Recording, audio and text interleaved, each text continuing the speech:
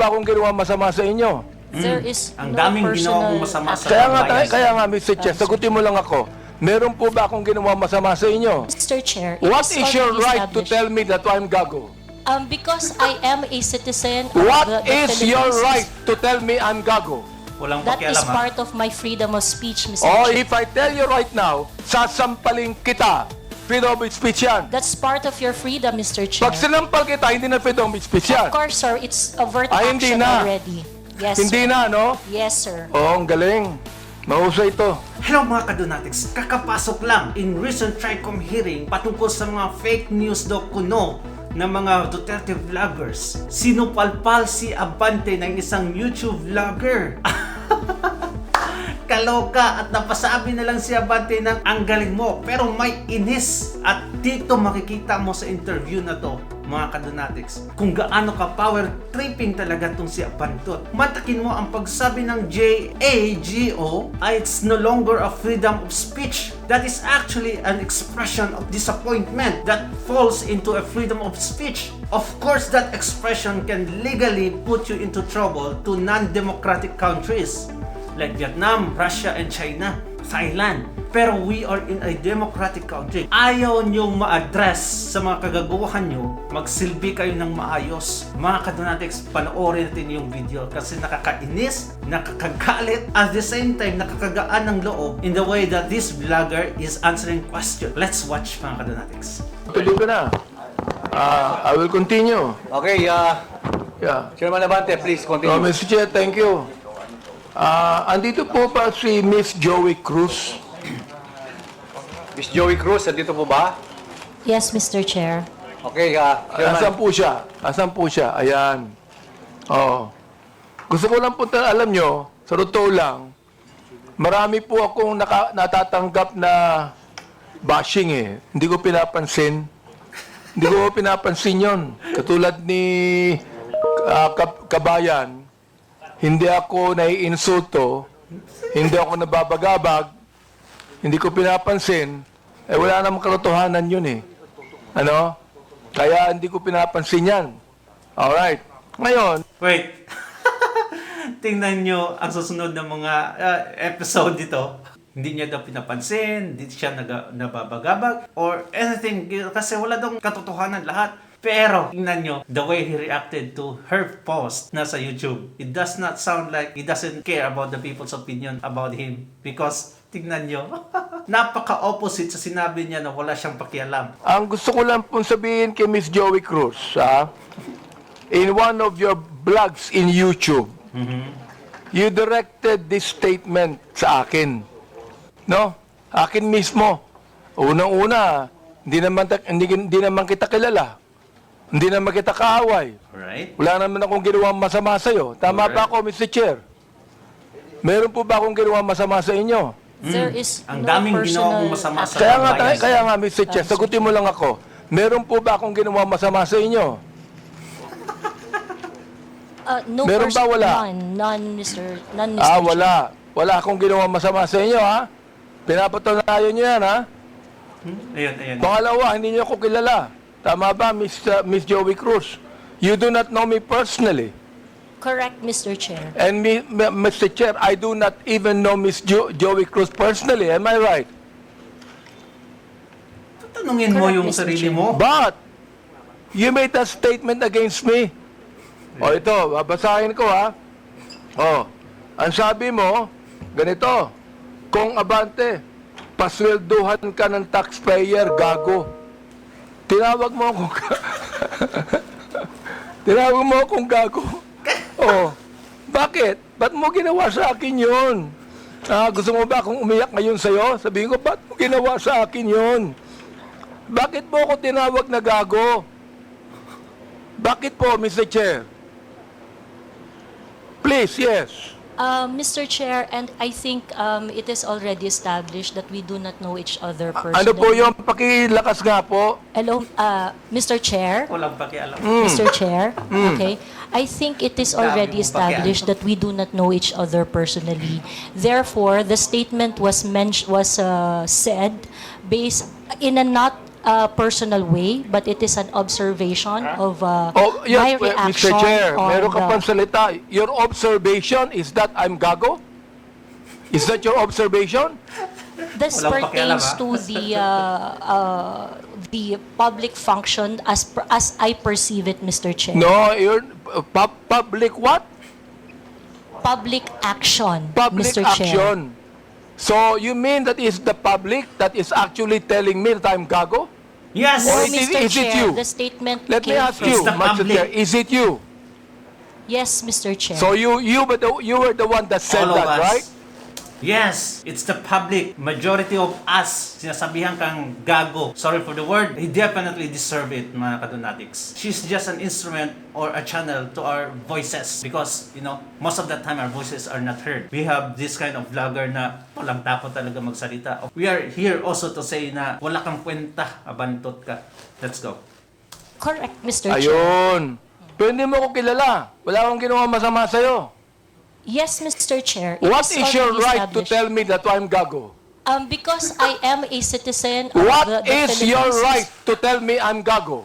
Walang That is pakialam, ha? part of my freedom of speech, Mr. Oh, Chair. is that right? Yes, Mr. Chair. So your freedom of speech is to tell a person that he is gago? Freedom of speech ba yan? My freedom of Yes. speech, part of my freedom Bay, ang of galing speech is mo. to react Ang on the galing mo. action of Ito a pa, public official. sinabi mo ha, in another post, ito sirahin mo. Pero alam mo, kaya tayo nagmi-meeting dito, para mini-mention ko ito, no? Pero sa totoo lang, hindi ko pinansin yan, matagal na yan eh. Di ba? Pinansin? Hindi ko pinansin yan. Ito ha, ang sabi mo, you know, Kong Benny Abante, I can find all of this. Isasampal ko ito sa pagmumukha mo. Sampal mo. Is that still freedom of speech? Of course. Mr. Chair, I am not very familiar Yes with or that no, post. Mr. Chair? Is that still, you think, freedom of speech? When you said, isasampal ko ito sa pagmumukha mo. Mr. Is Chair, that freedom of speech? yes, Mr. Chair. Ganon. Oo. So, ibig sabihin, ganito. If I tell you right now, sasampalin kita, freedom of speech yan. That's part of your freedom, Mr. Chair. Pag sinampal kita, hindi na freedom of speech yan. Of course, sir, it's overt Hindi action na. already. Yes, Hindi sir. na, no? Yes, sir. Oo, ang galing. Mahusay ito. Mahusay talaga. Supalpal kaya. Akala mo malaro-laro mo lang. Nako, ikaw ang... Bakit ba naging congressman to na hindi alam yung freedom of speech? Ay, nako. Expression of disappointment is part of a freedom of speech. Unless if you do it in action. Ngayon, sige, wala kang ma-argue, kaya ang galing mo. Totoo talaga ang galing niyang sumagot. Kaya, proud of you, Miss or Mrs. Joy Cruz. Let's go. Oo, magaling ka. Oo. Ang sabi mo, I'm going to be Hindi ko masabi to, Mr. Chair. F-U-C-K-E-D, prepared. Binanggit mo yon? Mr. Chair, Bakit naman? Mr. Chair, Ano may ba I nagawa know kong when kasalanan that post sa'yo? was posted? Mr. Chair, Oh. Mr. Ang Chair, dami. so that I can answer intelligently on the question You of... can, Mr. Chair, may I know you can the date answer of the intelligently, I but cannot what you answer... said here, is that intelligent? Let me ask you. Let me ask you, Mr. Chair. Tao mo lang Nung pakialam, sinabi ha? mo, you know, Company Abante, I can find all of this, isasampal ko ito sa pagmumukha mo. Is that intelligent? Yes! Mr. Chair, I cannot intelligently answer if I do not know when the post was posted. You don't know, Mr. Yes, Chair? Mr. Chair, I think in a day I post maybe 50, Well, you know, 50 posts in a day. I would like to understand, It Mr. means, Chair. Mr. Chair, that you can post something today and you forget that tomorrow. Am I right? That is correct, Mr. Chair. That's very likely. So, pakiklaro nga, Mr. Chair. Ano yung isasampal mo sa pagmumukha ko? That is why, Mr. Chair, for me to intelligently answer your question, I need to know when it was posted. Wala siyang masabi.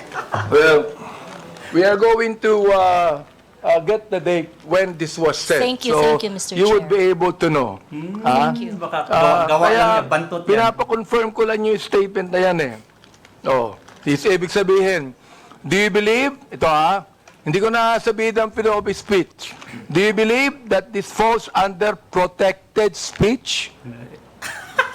I'm so sorry, Mr. Chair. May you please repeat Do the you question? believe that this falls under protected speech? Mr. Chair, like I said earlier, I would like to know first the context of the post. But rest assured, Mr. Chair, that when I post in my platform, I make sure that it is a reaction on the news or public action. As a political observer, I always practice. Miss Cruz, is this a political statement? You were saying a political observer. Is this a political statement? Do you believe that using profanities, insults, and malicious accusations? Wait. Hindi talaga makaintindi to si Bantot. Statement na hindi nga niya alam kung sa kanya or kanino. Yeah, it's good na hindi siya mag-react. Abantot, mahilig mang bitag. Kaya huwag kang papasok talaga, huwag kang magpapahuli. Let's go. Online represent fair and respectful, intelligent discourse? Except as part of your statement, Mr. Chair, the malicious imputation you said, except that, the rest that you said, yes, it is part of the healthy public discourse. It is part of what? Mr. Chair? Healthy public discourse. Therefore, pag binanggit natin using profanities, insults, and malicious accusations, that is, anong tawag mo doon? Part Health- of the healthy discourse, Mr. Chair. Healthy discourse. Healthy discourse ba yun? Yung Yes, Mr. profanities, Chair. Yes, Mr. Chair. insults, and malicious statements, healthy discourse sa'yo yun. Yes, Mr. And that's the Chair. reason why, Mr. Chair, that we should now actually craft a legislation to put a stop to Ms. Joey Cruz, who seemed to be intelligent, and a woman using profanities, malicious insults, saying it is healthy. Yes, Mr. Chair. I Power stand by my tripping. statement. Everything you said, except the malicious imputation, which I do not do, is part of a healthy public discourse. It is part of my freedom of speech. In fact, it is recognized under the Universal Declaration of Human Rights Act that I It is should be able recognized to where? express my opinion without Ms. interference. Joey Cruz, I am the chairman of the Committee on Human Rights, and this is not recognized. Profanities, insults, and malicious words are violation of human rights. You violated my human rights. Mr. Chairman, Mr. Chairman. Mr. Chairman, may I inquire, sino po yung sa tabi ni no resource person? Please identify yourself. Are you the lawyer of Yes, Your Ms. Honor. Cruz? I'm Attorney Mark Anthony Manuel. I'm the counsel for Ms. Cruz, Your Honor. Please. Have you entered your appearance here? Yes, Your Honor, please. So Mr. please Chair. be reminded that you can only give legal advice to your client and you ask the chairman. Yes, Your Honor. And please sit not in the resource person at the back. You are not allowed to sit. At the back, you sit at the back. Yes, Mr. Lawyers are not allowed to sit beside the resource persons. And please be advised that ask permission from the chairman. Yes, yes. Also sit at Mr. the back. Yes, Mr. Do Chair. not sit beside your client. And rest assured that I am only advising my client as And to then, her so legal ask the rights. chairman the permission before you give the advice. Yes, Mr. Chair. Also sit at the back. Thank you, Mr. Chairman. Ay, nako. Grabe ka power tripping talaga tong kongreso na to. Like, Itong si Paduanot na to, former NPA according sa mga sources, dapat wala na yan sa Kongreso eh. Kasi may record na yan. Napakahirap maghanap ng trabaho pag may record ka na. Pero itong mga congressman na to, itong mga politician na to, mga politician na to, kahit may kaso, walang problema. Pero yung mga ordinaryo na mga citizen, maghanap ka ng trabaho, hanapan ka ng police clearance, NBI clearance. Kasi, para malaman kung may record ka, convicted ka ba, ex-convict ka ba, or something like that. And after that, when they know na may record ka, you're automatically denied sa trabaho. Pero itong mga pulpol na mga politician na to, andyan, nako, magnanakaw pa. That is too much, right? Grabe. Tingnan mo yung epekto ng presidente na walang... Tingnan mo ang epekto ng presidente natin na walang pakialam. Pati yung mga nasa baba, walang pakialam na din. Tingnan mo si Abante, di ba? Galit na siya. Inis na. Pero yung first statement niya, sabi niya, wala akong pakialam nito kasi di naman totoo. Hindi ako naiinis. Yun ba yung reaction ng tao na hindi naiinis? Inis talaga. Kasi totoong totoo. Well, mga kadonatics, ano sa tingin yung reaction ni Bantot at ni Paduano? At kudos to Joey Cruz and sa attorney niya. God bless and mag-ingat kayo. Bye-bye.